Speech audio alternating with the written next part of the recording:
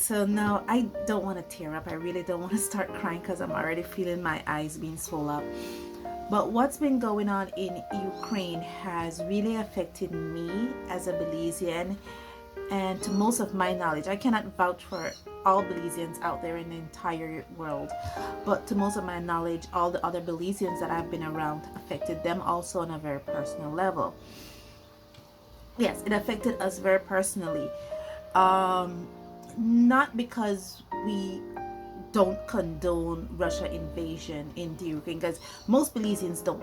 For the majority of Belizeans that I spoke to, most of my colleagues, most of my friends, we don't condone what Russia did. The reason why it affects us so personally is because, like Ukraine, we know what it's like to have another powerful nation have a claim on you. This is just such a serious topic for me, and I'm trying to hold back tears because all my life this has been going on. And if you guys see the gray here, you can imagine that I'm not a very young person. The country of Guatemala, for all my life, had a claim over the country of Belize. Now, a little bit of a historical context of how this claim came about. Belize has always been a colonial daughter or colonial country of Great Britain.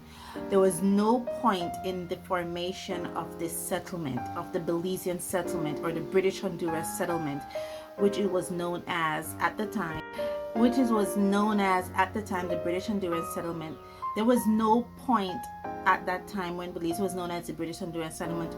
We were ever a colony of Spain. We were always been a colony of Great Britain. And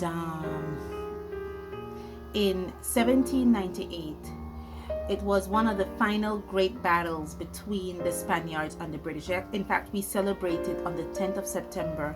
Every year, we celebrate the Battle of St. George's Caye. What this battle meant to us as Belizeans was the day when the British settlers and their slaves and the British citizens who were here at that time in 1798 fought off the Spanish invasion. And because of that, Belize has always been, from 1798, the year 1798, Belize has always been a British colony, at that time known as the British Honduran settlement. As time went on, we not only became a British Honduran settlement, we not only became a settlement of the Great Britain, we became a colony of Great Britain. And I believe, correct me if I'm wrong in the comments, I believe it was somewhere in the 1800s, where probably 1852 thereabout, where we officially became a colony of Great Britain.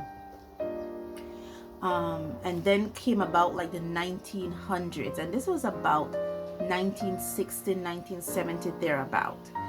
All this time between 1798 up to like the 1800s, it was actually Mexico that claimed the country of Belize. Now I will put somewhere here where Belize is located on within the Central American map, and to give you a better illustration of what I'm talking about. So Mexico had a claim on Belize, and that was all the way up through to the 1800s, even after the Battle of St. George's Caye, because as I understand it, the Spaniards who came to invade Belize in 1798 actually came from Mexico. They didn't come from Guatemala's side, they actually came from the Mexican side. So Mexican has always had a claim on Belize. And we became a colony of Great Britain. Over the years, Mexican has dropped their claim. And then in 1900, I think it was like 1960s, 1970s, thereabout, there was a president in Guatemala. This all started from one man. A president in Guatemala said that the country of Belize belongs to them. And the reason that he gave for this is because when the Spaniards, or the Spanish country, the country of Spain, gave Guatemala their independence, they left the country of Belize for Guatemala as a present. And it sounds ridiculous when you literally say it out loud. Like, how can you leave a country for another country that was never a part of your colonial system? Belize was never a part of the Spanish colonial system. How can Spain leave it for another country? It was ridiculous. But ever since then, the Guatemalan diplomacy, because I don't want to say the Guatemalan people, because I have friends who are from Guatemala who lives in Guatemala, and they're amazing people, but their diplomacy, their presidencies, their government has always said that Belize belongs to them. And every generation, I can guarantee you, every generation since that started, like in the 1960s, 1970s, the Guatemalan claim on Belize has always run hot. It just ran hot the other day when we actually had to go to the International Court of Justice. Because what had happened was, when the British claimed Belize as a colony, they had demarcated or marked off our borders. So the borders that we have here is the same borders that we had since we were colonials. You know, we didn't take any parts of Guatemala or Mexico, and they didn't give us any part of their country, and we didn't ask for them to take any part of our country. It's always been the border that has been marked from the beginning. We were a colonial country. And so I believe this was in 2000, and I don't remember the year.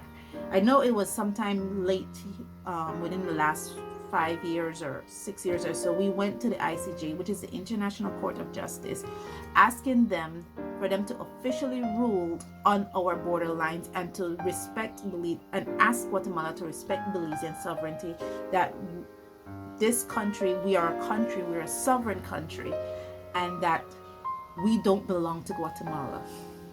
And actually, there is times, like I said, when the claims does flare up, like when our citizens go down south and go into the river, and it's the river that is on our side of the border.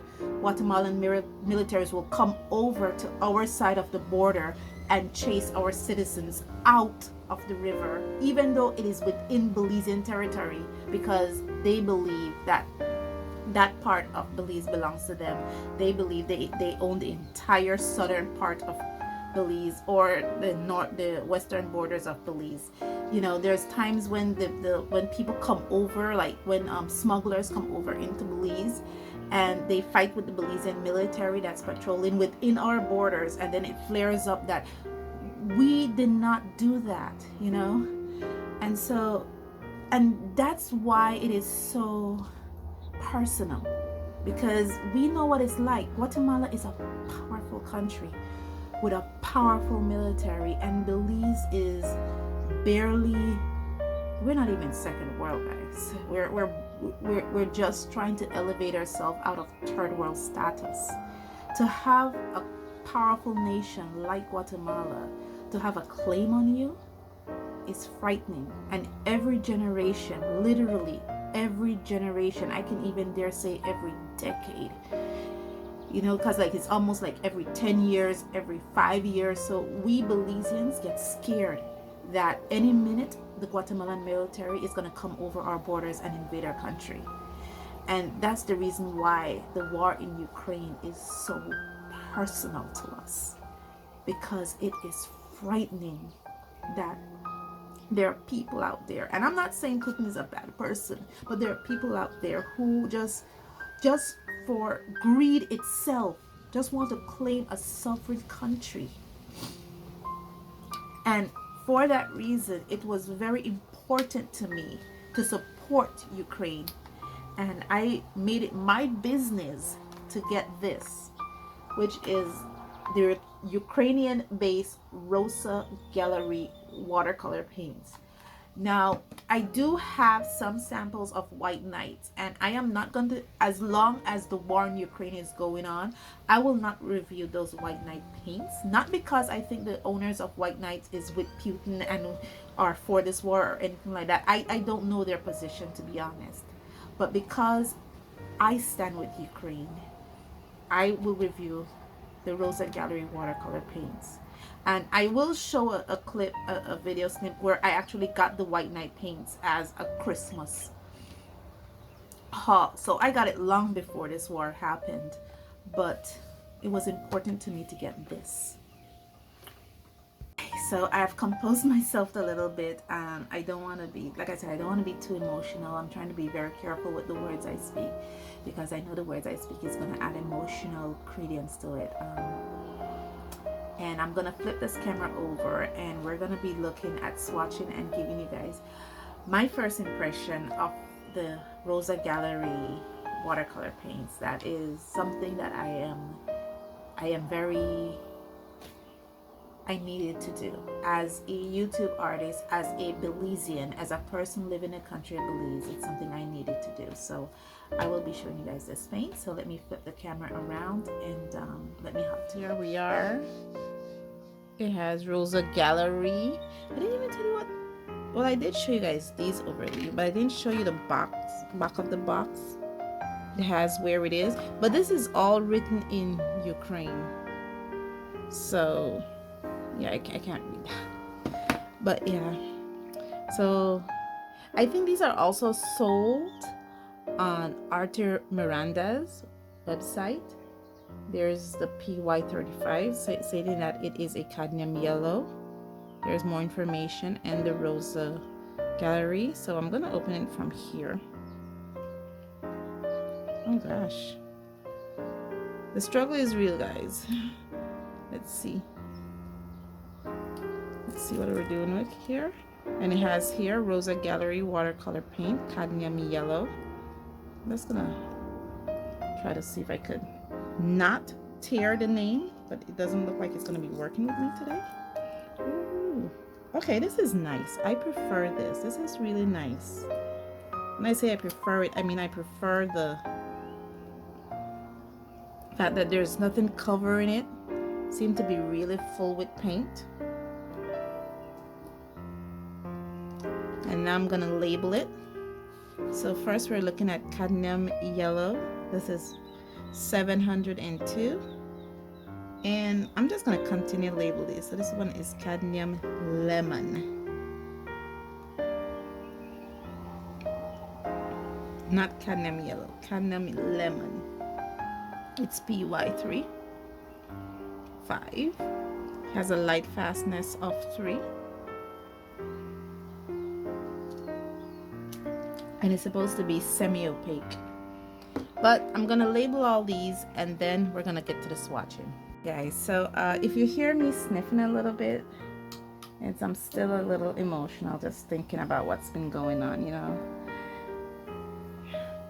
And this is my first impression, guys. I haven't even opened these as yet. I have taken off this because it actually came just like this, with this little leaf overleaf here that has the color names and pigment information, and its light fastness, opacity, and color numbers. I'm sure you guys are seeing that. These are 12 colors. I'm so not, it's not that I didn't want to invest in a bigger set. I actually didn't want to invest in a bigger set because I love just color mixing, and you know, you don't have to have all the colors in the rainbow. And so these are how they come. In this we have cadmium yellow, cadmium yellow medium, cadmium red light, madder red, green, emerald green, light blue, ultramarine, umber, yellow ochre, sepia, and Mars brown. So there is no black in this set, which is okay. I can make my own black. This comes in a cardboard box. This is actually plastic, and it feels rather sturdy. It not as flimsy as other little plastics. And they're full pans. They're not half pans. They're actually full pans. So I'm gonna flip this out now, and I'm gonna be opening these.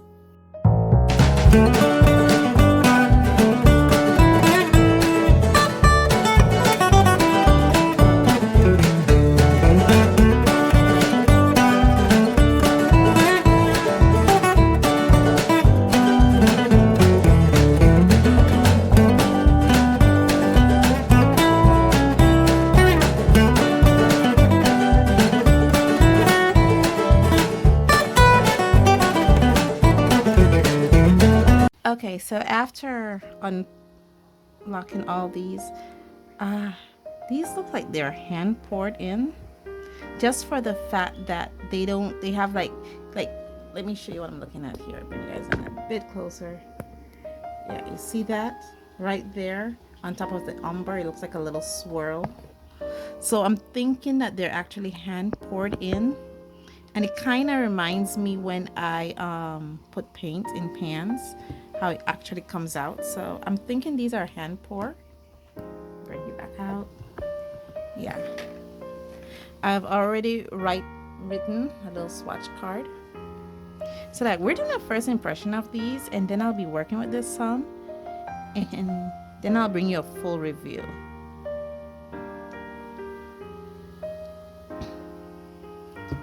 So let me go in there now. Okay. Oh, nice. It's re-wetting quite easily, guys. You can already see I already have a lot of paint on my brush already. I might have to dab a bit off. And here am I. We're going down. Wow, that's really nice. I like these.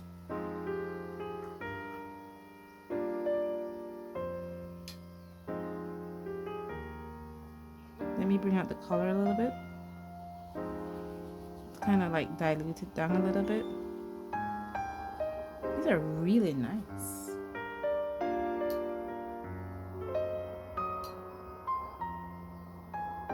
I'm using a number 8 synthetic from Zen Art.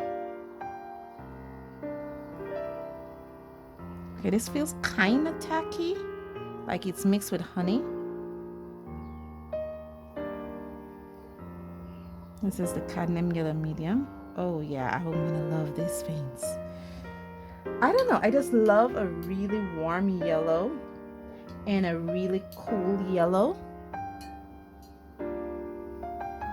So any set that comes with a really warm yellow and a really cool yellow like this set is gonna win me over.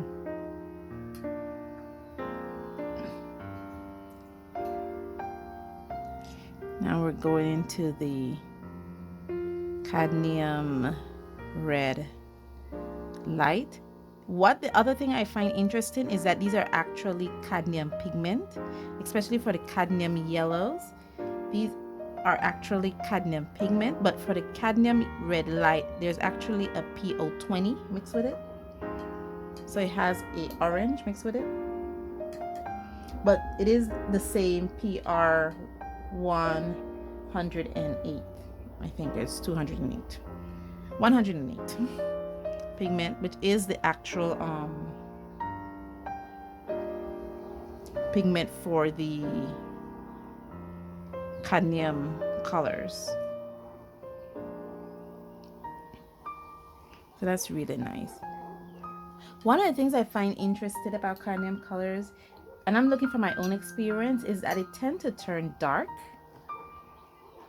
Like somehow it tends to turn dark. Now this one is the Madder Lake. This is also a combined pigment. It is the Madder Lake pigment, which I believe is the PR 177, but it also has in the PR 264. So yeah, and I don't even know if I'm swatching on the correct side of this paper, because it's just a piece of scrap paper I found. I don't know how to tell the difference, guys, between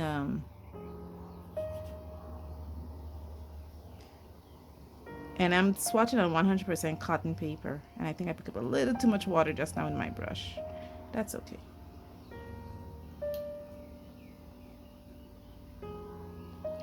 I made a switch here with this pigment, with this paint here. I switched the blues and greens because the way it came with the emerald green and the green, and then ultramarine and bright blue. So I switched the ultramarine here, just because I just love my primaries on the top for my own aesthetic need. So I switched them.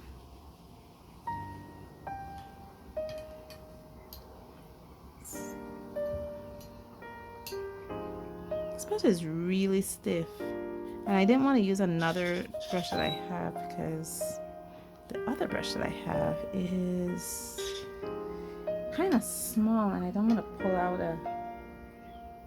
another brush. And I'm not wetting the surface of the water first. I'm just going in there, you know, wet on dry with wet paint on dry paper. So it's not like I'm actually wetting the surface here first. But this brush is really stiff, guys.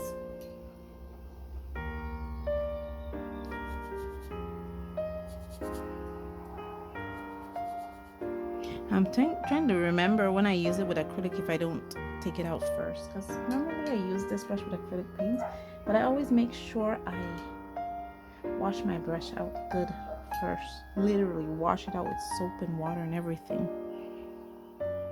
Now this is the emerald green. The PB, the bright blue, the last one I put on was a phthalo blue green shade. PB15:3. So I'm thinking that will be great to mix some amazing light green colors. Look at me talking like a professional watercolorist. This is emerald green. This is PG7. Another thing I appreciate is that their green pigment is actually green. So I have PG7 representation and I have a PG8 representation with this set. And this is the green pigment, which is actually just PG8. Which is really nice.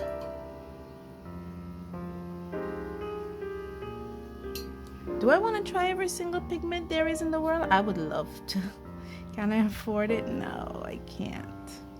Oh, I love this. This is really, it reminds me of a, you know, like a rich hooker's green, or, you know, that's what it reminds me of. I'm almost done, guys. We're almost done. We're now at the yellow ochre. This yellow ochre is interesting because this yellow ochre is not only PY42, it's also PY43. Which is interesting. It's mixed with both the yellow ochre pigments.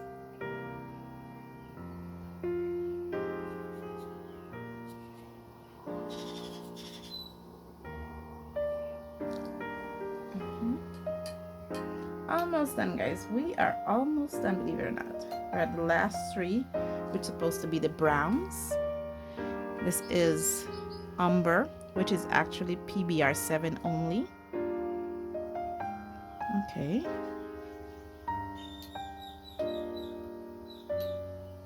I'm going to show you my water when I'm done.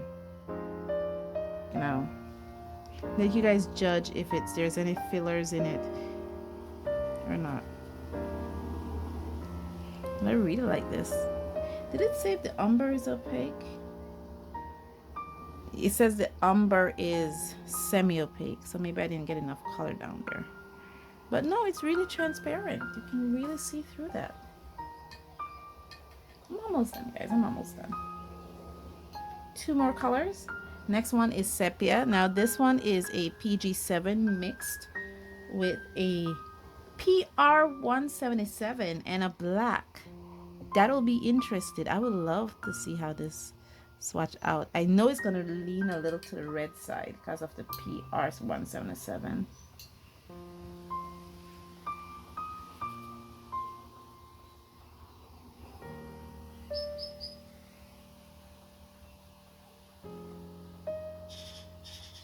Okay, I have to be careful with this. That's too one of the things I noticed with a lot of the Rosa Gallery paints, especially bigger sets. A lot of them are mixed pigments. And really and truly, guys, I'm not a fan of mixed pigments, but it's kind of tricky when it comes to working with mixed pigment paints. This last one is Mars Brown. This having a yellow, a red, and a black. So there's no PBR7 in here. This is PY43 and PR101 with PBK7. Oops, a little too much water in my brush. Okay, there we go. So here we are, all the colors, nice and bright. This is my water. This is my dirty water bottle. And it's not really chalky to my knowledge. It does has mud in it. There is mud in there, but it's not really chalky, you know. So I would say that these are pure pigments. How do I test pure pigment colors without chalkiness? First, I look at to see if it contains any form of white. I have some paints that do contain white. I look at how the color is when it's dried, and I look at my water to see if there's any fillers. Now, I'm not saying that these are guaranteed way to test if there's fillers in your paints. These are just the ways I chose to test if there's filler in your paints. And from my swatches, from these dried pigment pans, from paint pans, sorry, and from my water, it doesn't seem to have any fillers in it. But it would be interested when it comes to the mixing ability of this, not because it's a bad, but I don't have a lot of experience working with multi-pigment paints, so it's something I'll have to work with and learn and know before I bring this review to you, because again, a lot of these paints, at least 1, 2, 3, 4, 5, 6, 7 out of these 12 paints, at least 60% of these paints are pure pigment, while the other 5 are multi-pigments. So I will have to learn how to work with them when it comes to mixing. I mean, the reds I have are both multi-pigments. The browns I have are, well, 2 of the browns I have are multi-pigments.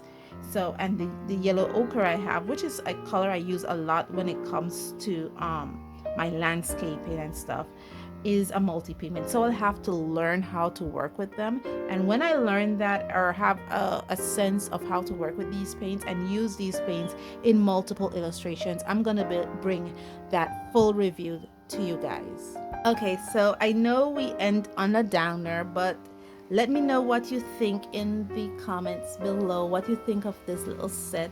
I'm actually very happy that I have this little set. I think it's gonna serve me well. I am happy I didn't get the full 48 set, not because I don't think that it was a 48. I think it was 48 was the maximum color. I know it has sets of 12, 14, 24, and I think there's a full 48 set, and all comes in full pans. But I'm very happy with the set that I have. Like I said, you don't need to, especially when it comes to paint, you don't have to have every single color there is in the rainbow. I am somebody who does a lot of color mixing, so a smaller set will serve me well. And yeah, so thank you guys so much for joining me on this journey, guys. Thank you for all your support. It means a lot to me. If you have reached this far in the video, just, you know, give me a thumbs up in the comments to let me know that you guys are here.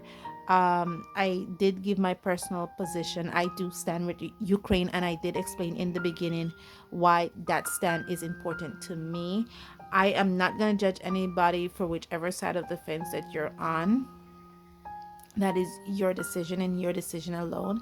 And I, you know, and if you think that my decision is wrong, it's okay. If you want to come at me, I can understand. I completely I do give freedom of speech, because you do have the right to be heard. And with all that guys said, stay safe, stay blessed, and I'll see you in the next one. Bye.